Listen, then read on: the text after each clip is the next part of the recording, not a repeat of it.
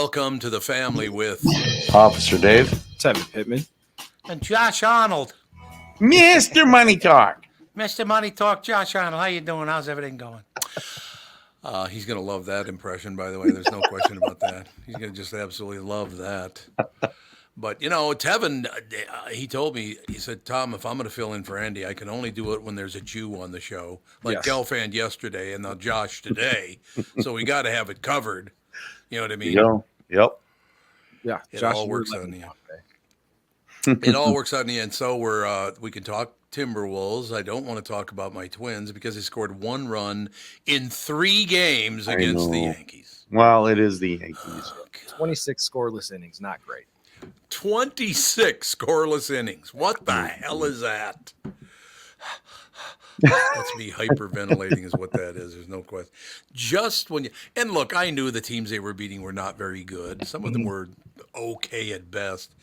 But the Yankees always give the Twins trouble. I don't know what the hell it is that they have such a hard time against the Yankees. Yeah. I think that's that big brother bully thing going on. Now, this is wonderful, having a copper in studio talking about this Scheffler deal. What the hell was that all about, Officer Dave? I think Mr. Officer got a little excited. Yeah, why? Because some guys just, I said it, you have to do it. And it's like, what's the big deal? He just got all He got all worked up. I'm going to stop this car no matter what it takes. And then they end up doing a mug shot of Scott Well, Scheffler. And they charged him with it. And so it is, it is what it is, I guess. Yeah, and because it took him like an hour to get like booked and released. Like how long does it usually take for like an average person? It depends on how busy the jail is. Mm-hmm. I've gone in there and I don't handle the booking part as much as, I bring them into the Sally Port and walk them, escort them to the door and wait to get my handcuffs back. And then I pretty much am done. I wait to get my hand. Just give you like a different pair? No, I have my own cuffs that I carry all the time. Carried them for 20 years now. If I replaced them with an identical pair, would you be able to tell the difference? Like this one doesn't just click the same? Yeah, if they're not worn right, Mm-hmm. they don't work as smooth. So I would have thought that there was just like a generic bin that you just, oh, mine broke or I need a new pair because the last guy I arrested still has them. The place I worked for a lot of years, we had to buy our own equipment. Oh, okay.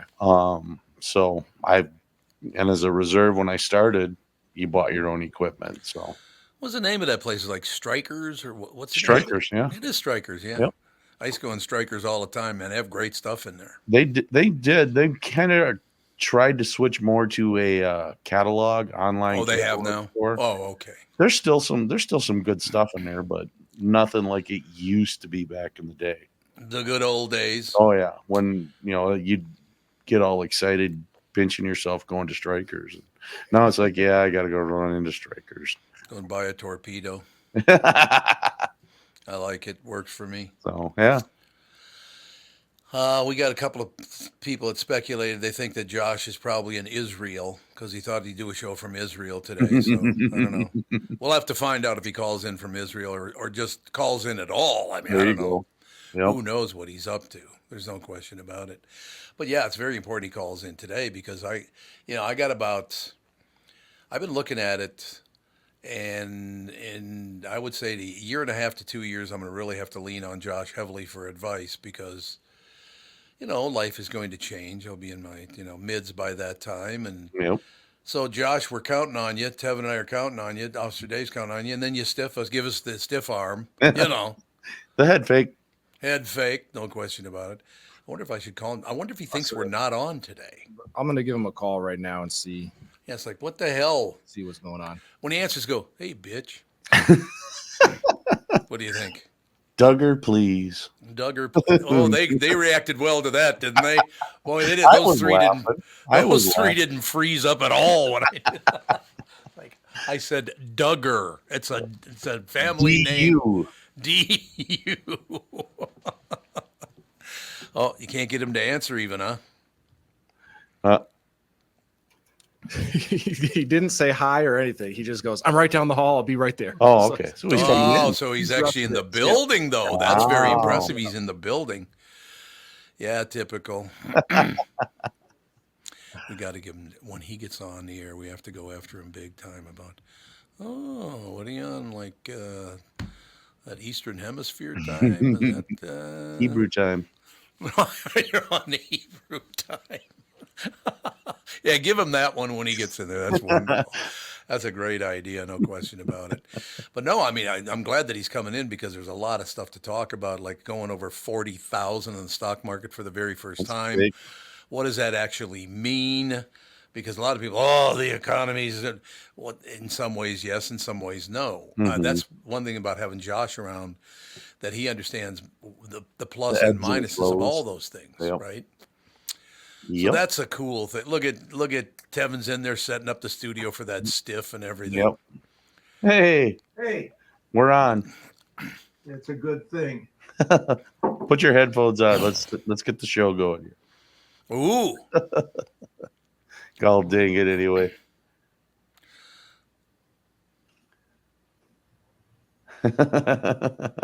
It's good to see you. It's good to see you, Josh. How you been? I've been pretty good. That's good. Awesome. Okay, that's going to do it for today's show. We'll talk to you next week. I'm glad to be here. Good to see you. Good to see you. Is the mic working, or is he that far from the microphone? There. What you need to be? There. That's much better. Close? Well, unless you want to be. I was told that you could hear me across the room. That was me that told you that. That's true. Mr. Money Talk. Josh, it's a big day because Tevin has a bunch of questions for you. I have a question for you. I was talking to Officer Dave about this. Dow goes over 40,000 for the very first time. What does that actually mean? Well, it means the stock market, and particularly certain stocks, are doing extremely well. Okay. It means the Dow Jones Industrials is really not a lot of industrials anymore. The Dow Jones Industrials, which represents 30 stocks and supposedly the leading companies in the economy, and they're not necessarily industrial companies. They're heavily weighted towards technology companies now. The old industrial names, very few are left. DuPont is, chemical company, no longer on the Dow. General Electric was the oldest Dow component, no longer really on the Dow Jones. General Electric is now 3 separate companies. It's gotten broken up, so the ticker symbol GE is actually GE Aerospace. We have GE Healthcare, and then we have a GE, we'll call it energy related, which deals with all their locomotives and other power related companies, their turbine business, which powers a lot of, we'll say, power generation, wind generation, huge industrial base. Okay. So General Electric is no more. But it's not the parent company GE, but there's a lot of little There's GEs. now 3 GEs, Gotcha. Which are still pretty good sized companies. But that way you get, I just want GE Healthcare, which is a leader in imaging machines. Okay. Now I look at some of these components of GE and their long cycle sales, and not a lot of replacement going to be coming in. So you're constantly going to need to find new business with that. So GE is no longer on there, but you do have a company like Caterpillar. Now that you can see, well, that's an industrial company. That's a big industrial company. They make things. Yep. And they recently hit a high.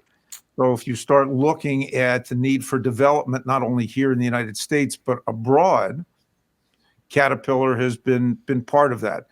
Caterpillar will say, with the amount of money is spent and is going to be spent on infrastructure. So that's not only roads, highways, bridges, but building data centers. Mm-hmm. Caterpillar is going to be involved. Boeing. Well, Boeing is not at a high, but that's still an older industrial company. They've had some issues. Boeing has been down. Honeywell. We can put that in the industrial category, but they also make, we'll call it meters and control systems that are used in a variety of industries. Mm-hmm. But more of the Dow components are related to either services related businesses. So you have Visa, you have American Express, or services related businesses, or though somebody could call them financials, kind of in between. You have only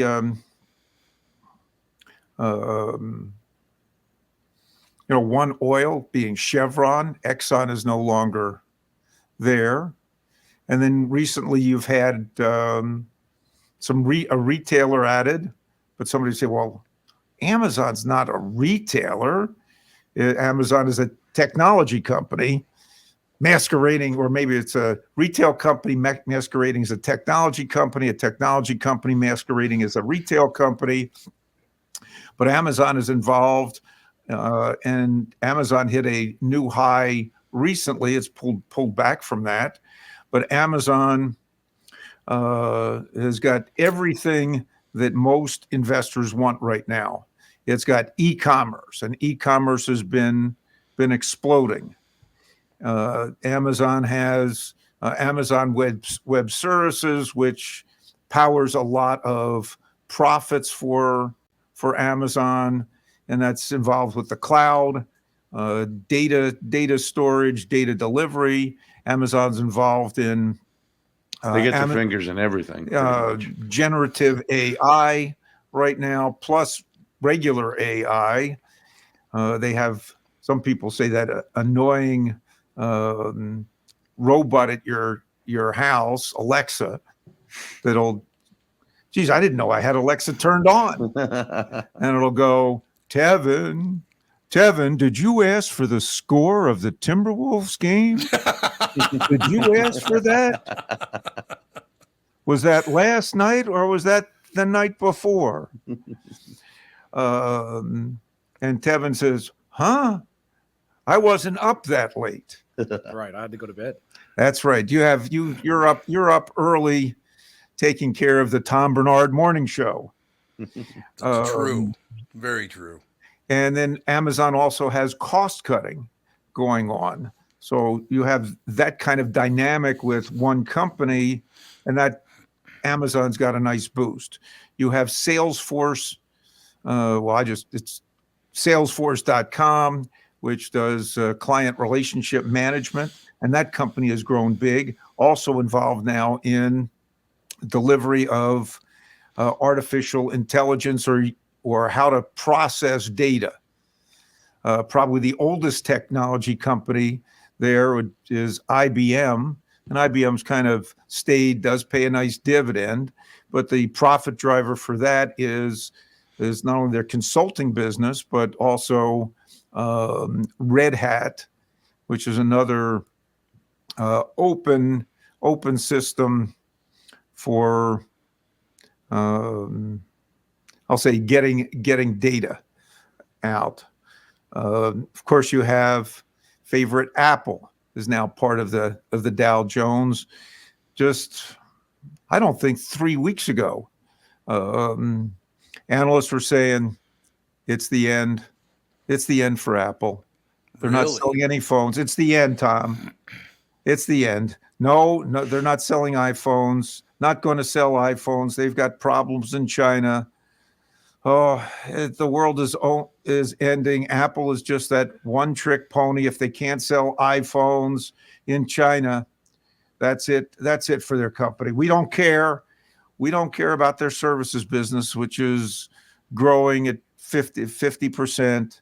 We don't care that they're a cash generating machine that has unbelievable free cash flow and has, well, the debt they have is the interest rate, I think, on the debt that they have is maybe 1% or less. Ooh, the big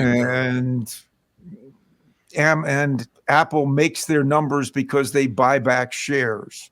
Well, yeah, they do that. No, the last thing that happened not more than a week ago, we found out Warren Buffett sold 13% of his Apple holdings. Horror upon horrors.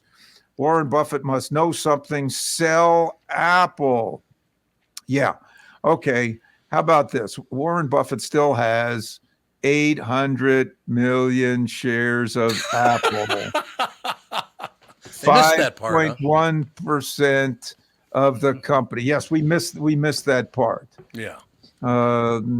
He supposedly sold Apple so he could take advantage of the low tax rates that are currently around, because he's concerned that taxes are going up, or the need to have taxes go up to pay for all of the government's new programs and handouts is likely. Now, just on this show, and I'm getting a little tad away from talking about the Dow, but I'll come back. So just listen in, stay tuned. You guys asked me about President Biden's proposal to raise capital gains taxes to 44%. And I said, not going to raise a lot of money. And that lines up in the stupid category, stupid economics. The higher your rate, the higher the capital gains tax, the lower the amount of money collected. That has been proven time and time again in my lifetime.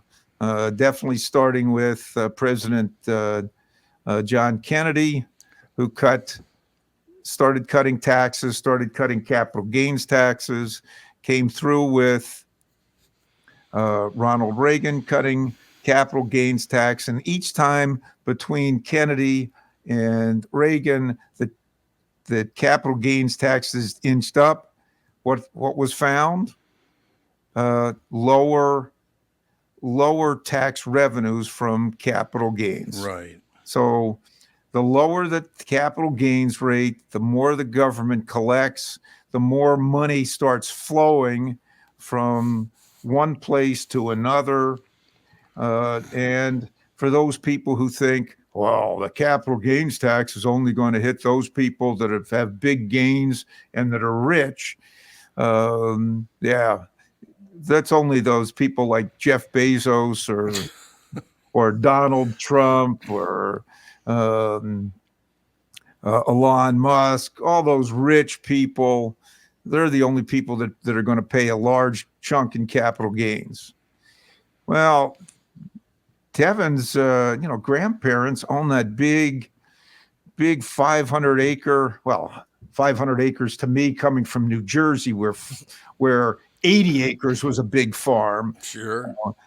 Tevin's family 500 acre farm. They go to sell that, and all of a sudden, that property that they bought for $500 an acre now goes for $50,000 an acre. Okay, and now they've got to pay 44% in tax on that. Oh. Do you think that Tevin's family is going to reconsider selling that? Definitely reconsider selling. Not happening. But in any case, Berkshire Hathaway did sell some Apple shares. They still said it's going to be a long-term holding of theirs. Apple is a part of the Dow. And just a few weeks ago, trading at $168 a share, all these concerns that they don't have anything. And Apple mentions the words AI. Oh, God. We're going to have AI and generative AI, and we could have a deal with Google to use their generative AI product. And I do believe that Google would probably up the amount of money that they pay Apple to be a default search engine. They'd probably pay Apple some more money to be the default generative AI program with their Gemini project. And earlier this week, Apple could have a deal also with OpenAI. So that gave Apple a boost, and that's not up to their recent high of $198 a share, but it's back up at $190 a share.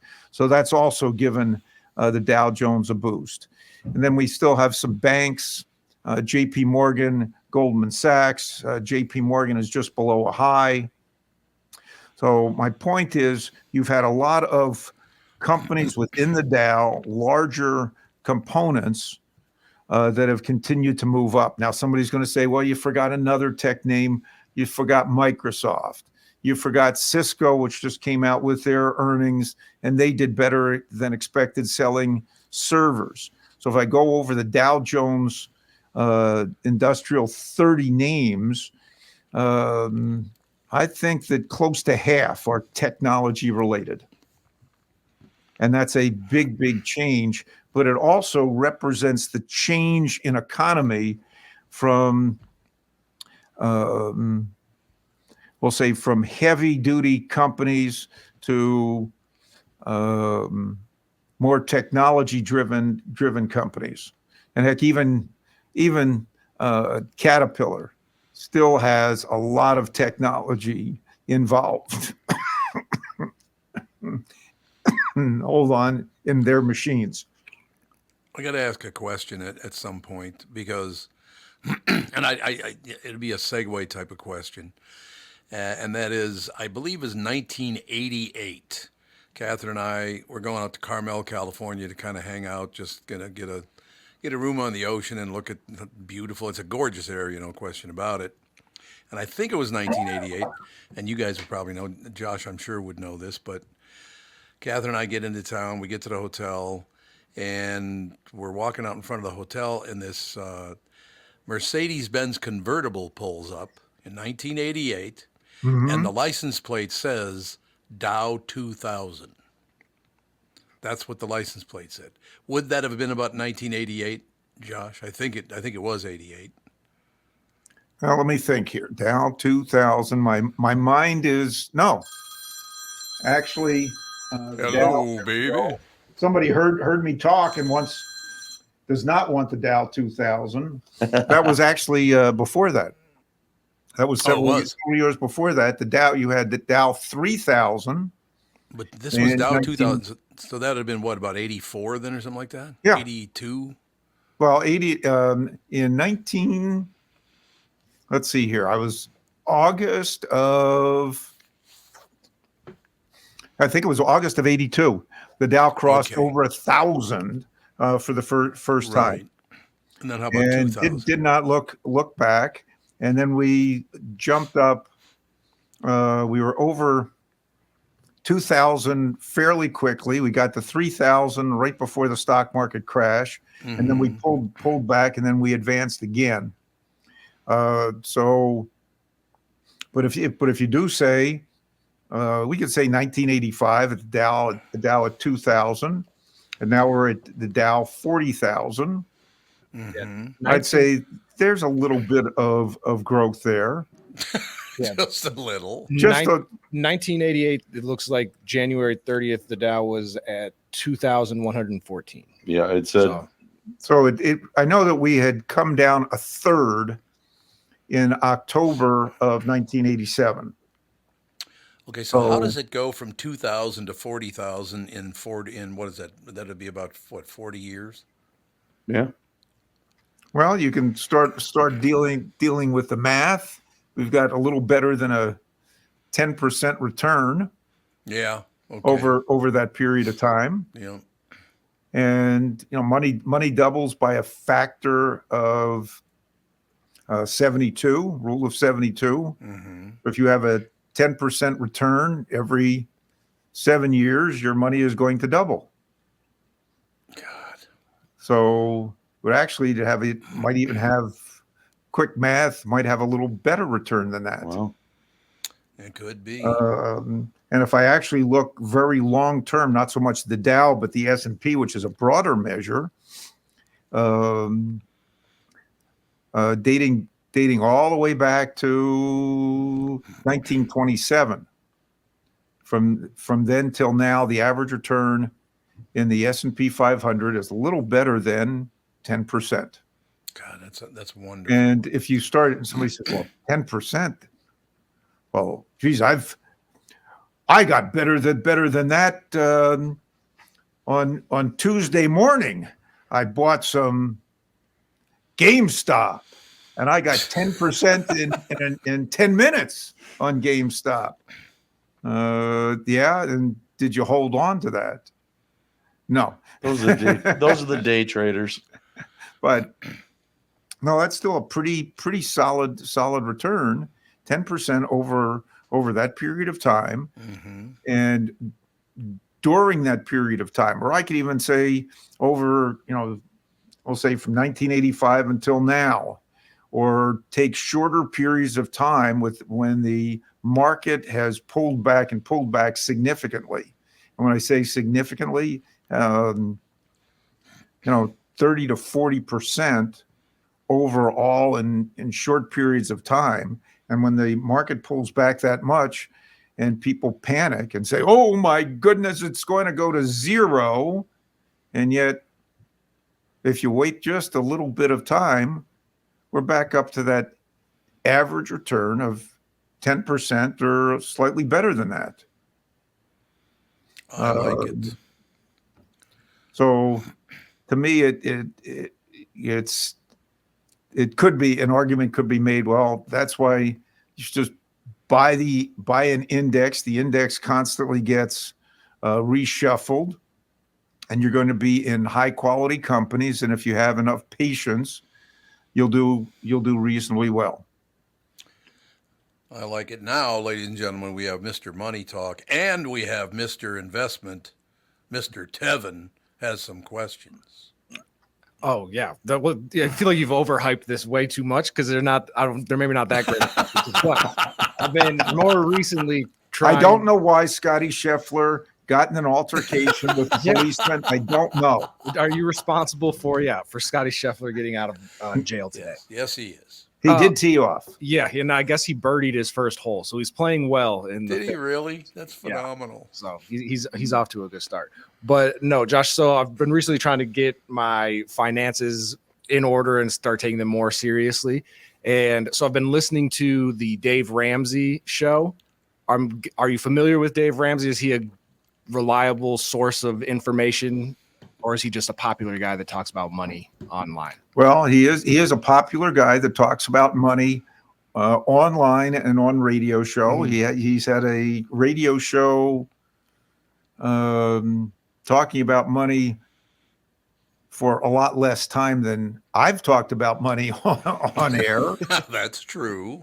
But he is a reliable guy to get you to start thinking about putting money aside in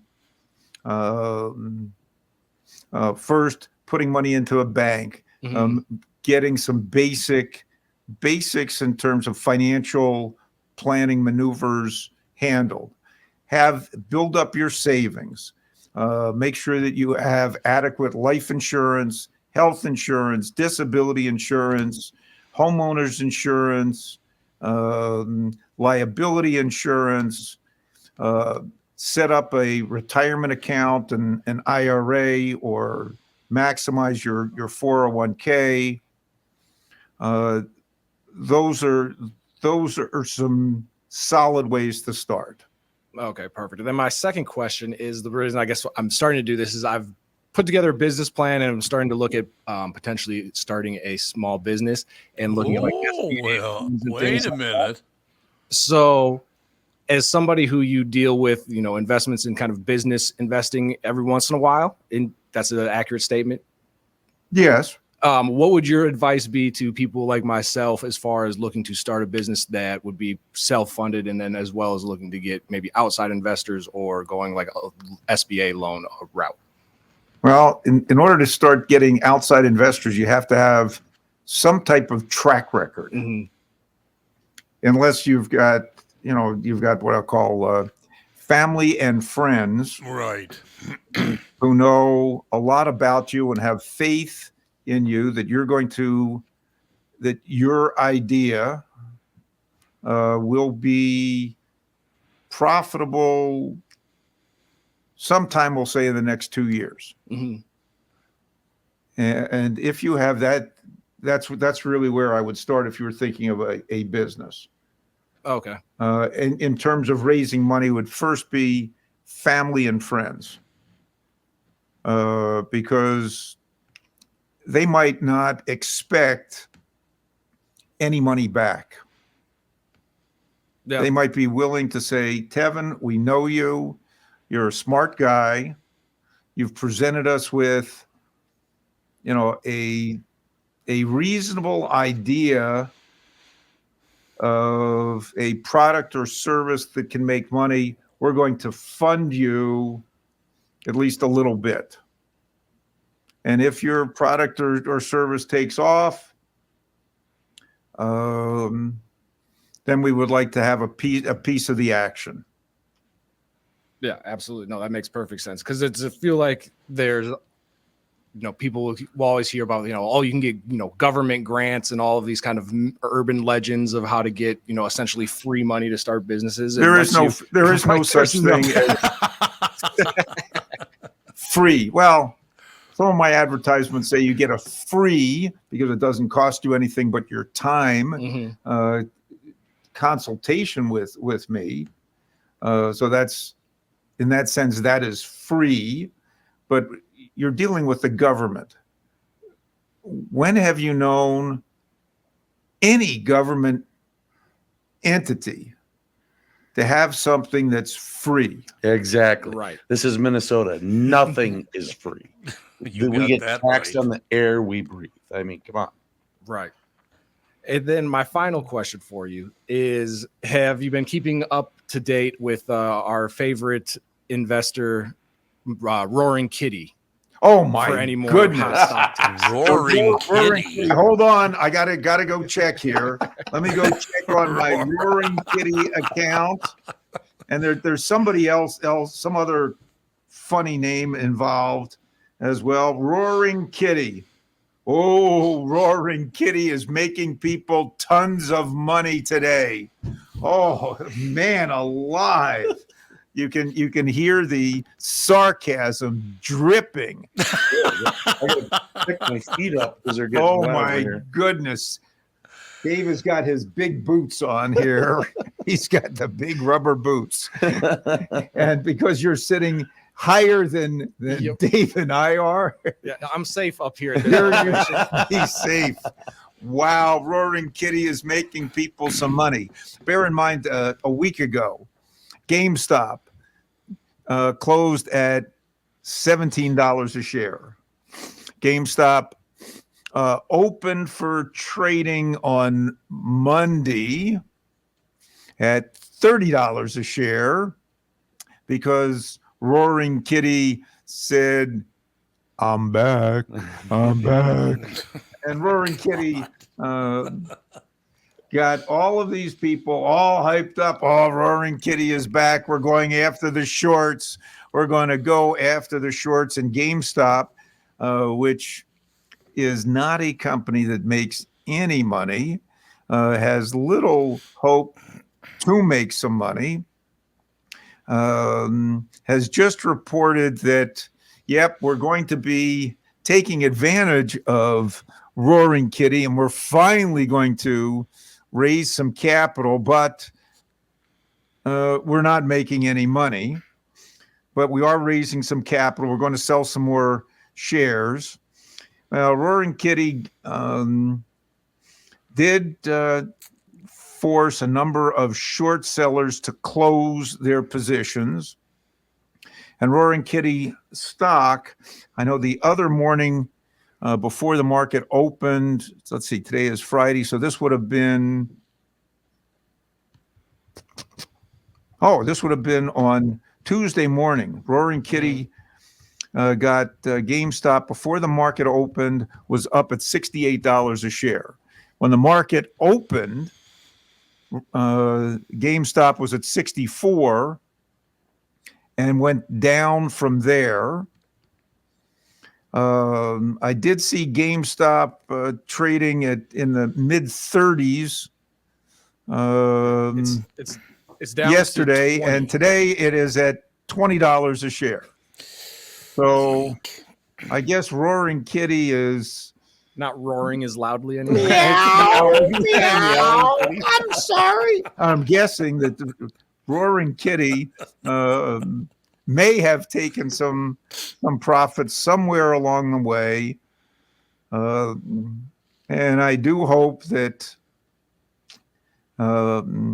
people did not sell all of their assets to go into GameStop, because they've got to be hurting now. Can you imagine? Super Dave, anybody who put a lot of money into GameStop before the market opened at 68 on Tuesday and said, well, yep, it went down. It's going to come back. It's going to come back. Mm-hmm. And now look is at it at $20 a share. And they're going, oh my God, I'm ruined. And there's over 50. I mean, here's GameStop has 300 million shares outstanding. God. It is, as we record this right today, Friday, the May 17th at 10:27, GameStop had 51.5 million shares traded, and it's at $20.67. Yeah, well, and his following of people, they're not the type that go, oh, we're going to sell now and just take the loss. They're like, nope, we got to keep buying in when it's low because we're playing the long game. It's going to come up. It's going to go up, baby. We're just going to continue to lose more and more money as that they keep following him. Well, but I am very happy to report, that GameStop did take advantage of this to raise some more capital to keep their business going for a little bit. Is that a Minnesota business? I hold on here. Let me just check to see where they're. Somebody's asking me. I know they had stores in Minnesota at one time. Let me see. Industry specialty retailer. Nope. Grapevine, Texas. They're from Texas. What was the one called in Minnesota? As a big bunch of game stores. God, I was trying to think of who owned those, but I haven't seen. So, what is GameStop? Did they kick out a bunch of games and? Yes. Well, they initially came out to compete for a little bit of Best Buy's business, selling game machines. So gaming machines, everything from the PlayStations, and they also sold computer games, and then were game resellers. Mm-hmm. Okay, yeah. GameStop was known for you can go and you can buy the latest, greatest video game for $50. Play it for like 2 months, and then when you go to return it, they give you $10 and say thank you for your time. Whoops. And then once the video games started moving to where you can just download them and you don't have to have a physical disc, then now nobody needs to go into GameStop anymore to purchase anything. So maybe that's what I was saying. There was one the Target is there on 9 and what is that, $4.94? Yeah, the Vineland or Vinewood or whatever it is. Yeah, I thought so. Yeah, because that used to be very, very busy. It was right next to a Chinese restaurant. So it was called Joy, I think. Joy Luck or Joy. I think it was called Joy. It was Chinese food. It was really, really good. And I like it was a game. GameStop next door, if I remember correctly. But yeah, I was Andy is huge into that stuff. But I think as Josh has already pointed out, he downloads most of his stuff and has for years. Yeah, that's really the way that most video games are now. Is you download them, like PlayStation. They even stopped putting the actual spot for discs to go in. Really? Because they're like, you could just download it and we'll store it on the cloud. Now, I do have a question. This is a little bit of it's not a complete change of topic, but I just wondered, because back in those GameStop days when they'd go buy the little cartridges and do all that stuff, I would see young people at the house, Andy's buddies and all the rest of it. And I thought, is this a good idea to show young teens how violent you can be? Is that really a good idea? Do you think video games kicked up the percentage of violent crimes in America? Personally, I think it had something to do with it. I do too. Because there was no consequences. I don't know if it glorified it, but it desensitized it, maybe. That's a good way to put it. Yeah. The killing, the actual physical killing part of video games. Mm-hmm. And kids just, I'm going to respawn. If I die, I'll respawn in 3 minutes. People are stupid. They believe TV and video games. It's. Yeah, I don't think video games took maybe a kid that never would ever do something violent and made them into some violent criminal, but maybe the people that were on the edge and just needed that one little push. I could see how that would make some. You're not wrong there, Ted. Yeah. It's very sad when you look at it that way. Hey, I made money off of kids killing other people. It's wonderful. Whatever. But I don't know. I was never a big. I think the last video game I played was Ms. Pac-Man. I'm pretty sure, but my wife absolutely goes nuts over Ms. Pac-Man. That was like her game to play, but it had to be specific. You had to have the tabletop version, not the stand-up one. Sure. Like still, if we ever find one of those tabletop Ms. Pac-Mans, I know she's going to come home with it. And I'm going to have to carry it into the basement and set it up for her. Yeah, it's a little heavy. Those things are a little heavy. There's no doubt about that. Wow. Catherine is the one who introduced me to video games. I met her all the way, all those years ago, and it was Ms. Pac-Man. She said, "You ever played Ms. Pac-Man?" I said, "I have no idea what the hell that even is." But we went and played it, and she was 21 years old. I was 28 at the time, so she was of the right age to be introduced to that. At 28, you're kind of ticking out of that whole deal, aren't you, as far as the clock is concerned? 28, 29, 30, and you're like, okay, well, whatever. I'm 56, and I still sit down and play the kids' video games. Oh, do you? I think in today's world, just because the younger generation, like everybody played video games growing up, and so now it's more socially acceptable for adults to play video games. But that's the wintertime when there's nothing to do outside. And Well, let me throw one other thing at you, and then I'll get the hell out of your way here. I loved playing Tiger Woods golf. It was a lot of fun. It played beautifully. It was smooth. These new golf games are a massive pain in the ass. They're not even any fun to play. You have to do more than just hit H. Yeah, I want to hit H. That's all I want to do. Let me hit H. Hole in one. Now they're so intricate, and you can you want to put this type of loft on there, backspin, side spin. Exactly. Do a spin before you hit the ball. So it's more detailed and complicated. Yeah, it was. We had a friend. He was in the TV repair business and sales business, and in the 1970s, he had Pong.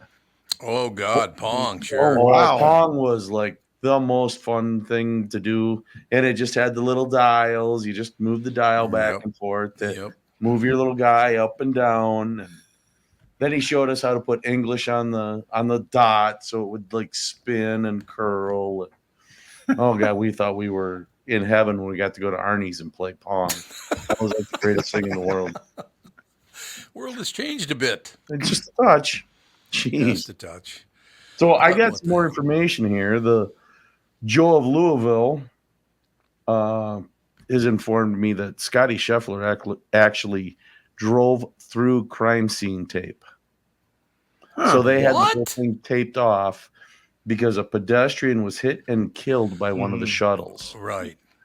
So, yeah, I probably would have gone a little. So that's what happened. Okay. If you're crossing crime scenes, you are not a good person. Let's put it that way. I don't care what you're here to do. You're crossing a crime scene tape. Yeah, you can't be doing that. There's people. There's investigators running around.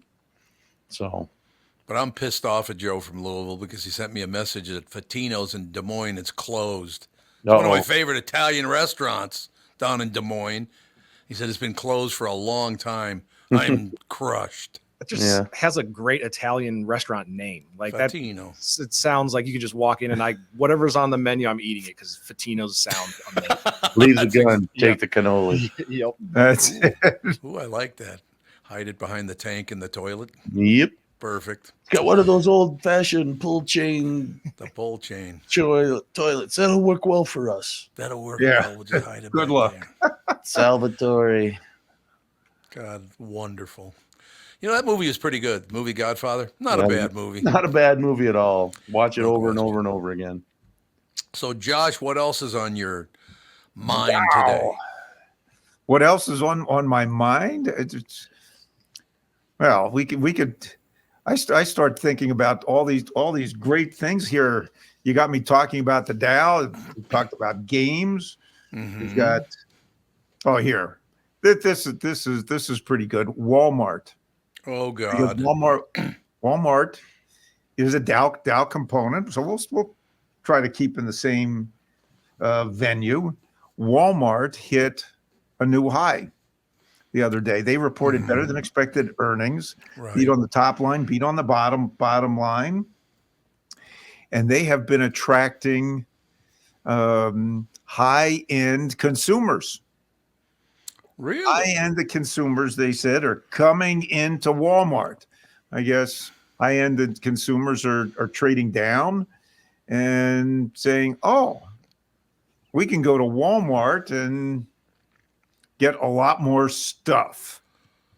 Plus, Walmart does have food, and Walmart delivers. So, and there's a Walmart. Actually, it's a Walmart and a Target, according to statistics, somewhere in the United States, or I'll say within 20 or 25 miles within just about everybody in the United States. Oh, I'm sure that's true. Yeah. So I thought, well, that's pretty interesting with Walmart. Now there are those people who look and say, well, if Walmart is now attracting upper income people, how long is that going to be maintained? When are we going to get to see our people of Walmart memes and everything now? Right? They're in for a rude awakening. They start going to some of these Walmarts. Like, okay, I think these, but they did better than expected. So that to me was pretty interesting information. We talked a little bit about Cisco. They are also a Dow component. They reported their earnings this week. They beat their number and they upped their guidance. More servers are going to be needed to go into all the data centers that may be expanded to hold all the data that's going to be needed for artificial or generative artificial intelligence. And that follows on with another company that competed a little bit with Cisco called Dell.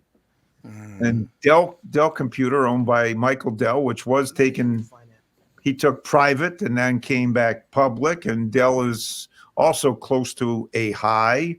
So they not only sell computers, they also have servers.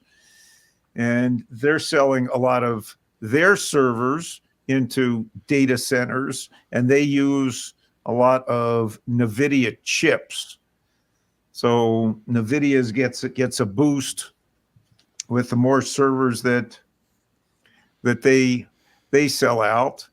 And Google, which is not yet part of the Dow, Google hit an all-time high this past week on the backs of their new generative artificial intelligence program. So the Gen AI will be another source, or companies involved with that will be a theme for quite a while.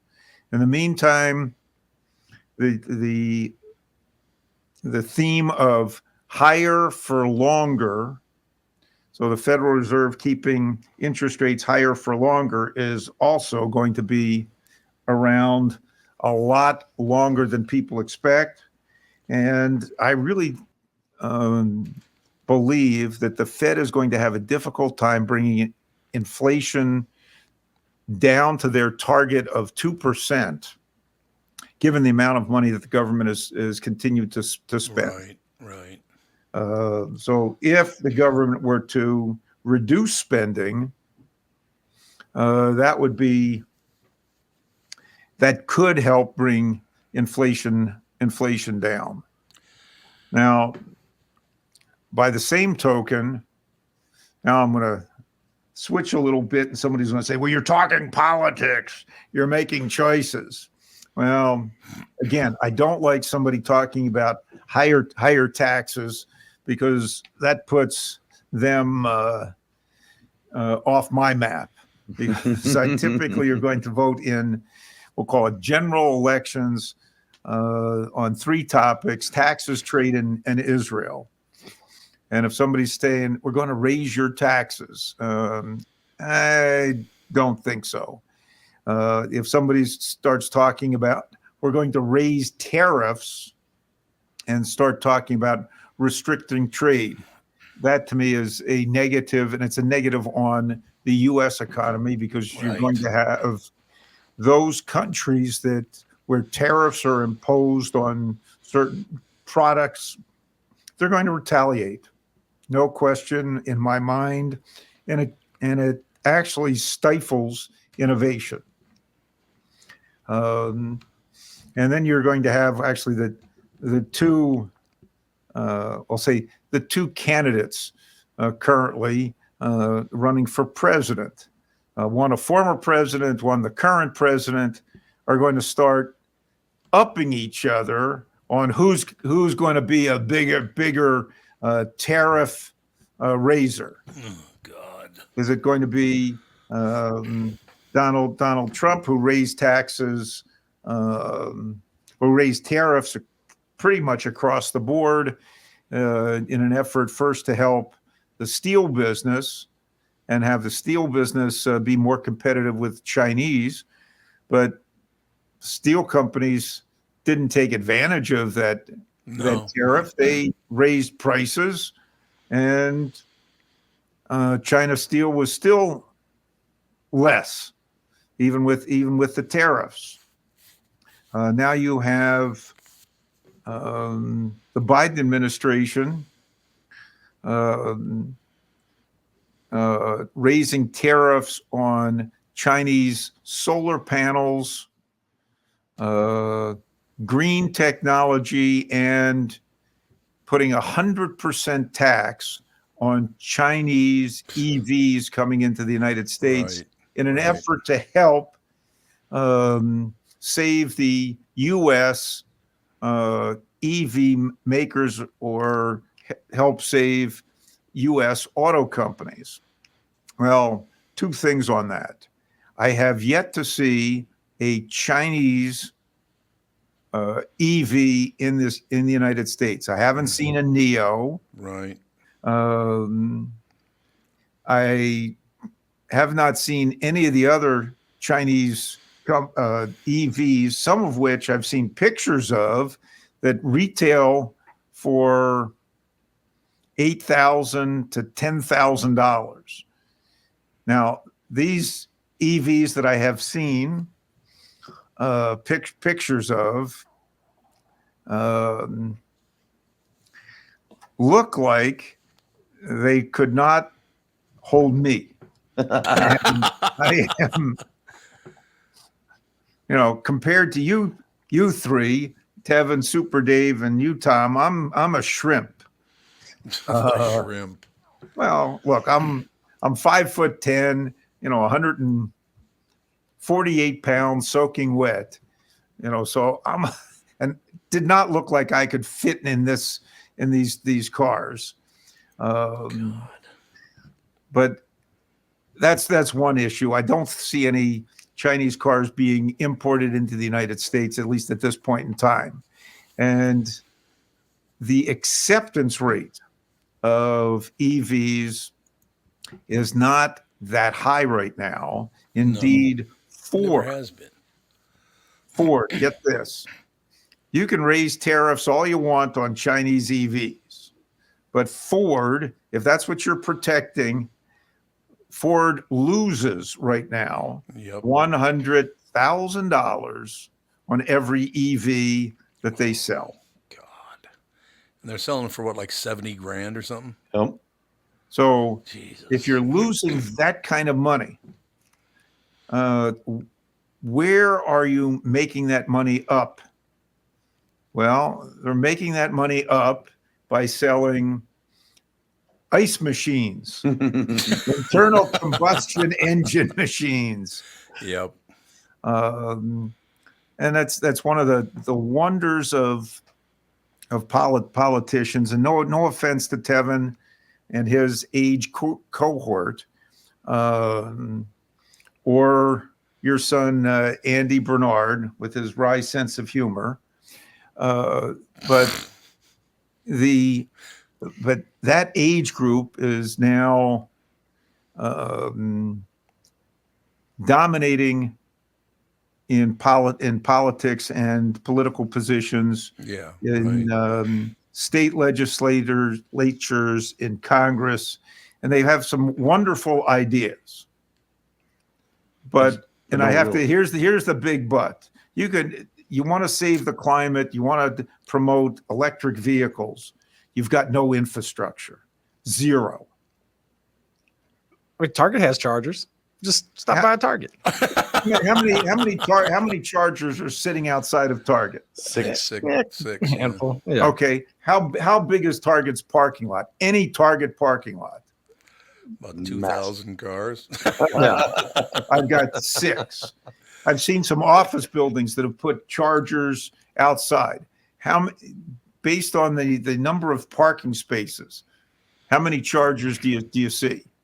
Oh, it's a small fraction. Like if everybody on Earth, right, or in the U.S. was driving electric vehicles, it'd be a nightmare because you don't have enough chargers for everybody. Okay, well it is a nightmare when you're out. If you are out driving around, looking that you now need a map. Okay, where is a charging station? Okay, now the wonder to me is there are all these gas stations. Why aren't the gas stations putting in charging stations? Because it takes forever and a day to charge them.